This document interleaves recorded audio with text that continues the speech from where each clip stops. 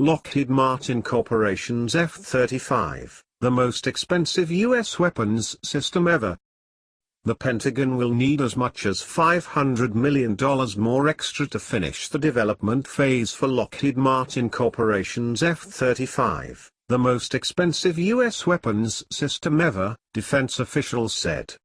The F-35 program office made the request for more money to complete development, which is supposed to be in its last stretch after 15 years, during a closed-door review last month by the Defense Acquisition Board, according to the officials, who asked not to be identified discussing internal budget discussions. The Defense Department and the military services that are counting on the three versions of the F-35 are assessing how to pay for a request that would go into the department's fiscal 2018 budget proposal. Approving the added funds would probably be the first F-35 decision to reach the desk of the next defense secretary. The call for more money comes as the Pentagon's chief weapons tester has issued a fresh warning that the aircraft, projected to cost $379 billion for a fleet of 2,443 U.S. planes, is far from showing it has full combat capability. In an 8-page memo dated October 14 and obtained by Bloomberg News, Michael Gilmore, the director of operational testing, recommended very strongly that the program be restructured now and provided the additional resources it clearly requires to deliver its long-planned and sorely needed full capability. Kendall disappointed while the added $500 million would be a fraction of what's already a $55 billion development phase. Frank Kendall, the Undersecretary of Defense for Acquisition, said in an email that he was disappointed to hear that additional funds would be needed, and we are working to minimize the size of the shortfall and to deliver options to address it. Pentagon Controller Mike McCord said he wasn't totally shocked by the funding request. While it's not a big increase considering the size of the program, McCord said in an interview, I was hopeful, maybe, that we wouldn't have a problem like this because the program has been moving in a fairly decent direction. The F-35 is being developed even as the plane is in low-rate production, an overlap that Kendall once called acquisition malpractice. The request for more funding is at odds with past assurances that the program would absorb any cost increases in development.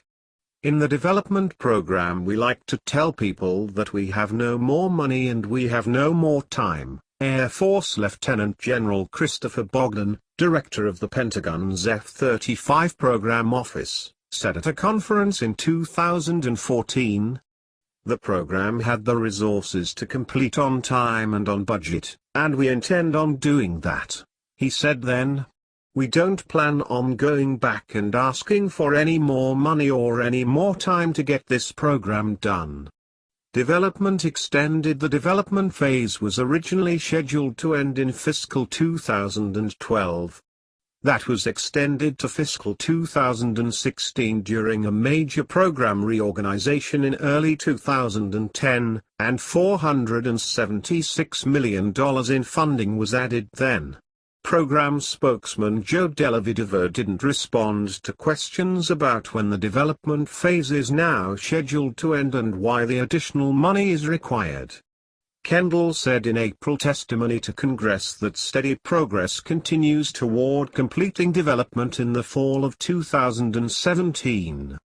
Gilmore, the testing director, said in an email that he estimates flight testing required to complete the development phase won't be finished until November 2018, at least a year later than planned, unless the program is allowed to skip, delete planned evaluations. In Gilmore's memo, he cited issues including a 10-month delay to December in the release for flight testing of the latest version of the F-35's most capable software, insufficient progress in flight testing of combat mission systems, questions about design deficiencies with the plane's gun, too few aircraft available for flights, and as many as 1,179 significant open software deficiency reports.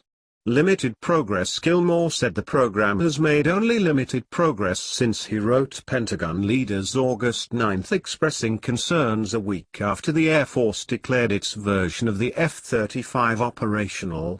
Air Force Secretary Deborah James certified to Congress in September that aircraft scheduled to be delivered starting in early 2018 will be fully combat capable, but Gilmore said in a separate email Tuesday that he considered that unlikely.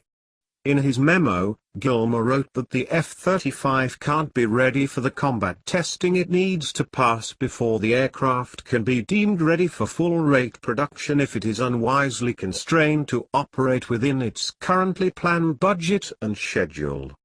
The program needs more funding, Gilmore said, to complete all the testing needed to rectify a substantial number of existing critical deficiencies as well as the new deficiencies that will inevitably be discovered. Thank you for watching. Please share, like, comment, and subscribe.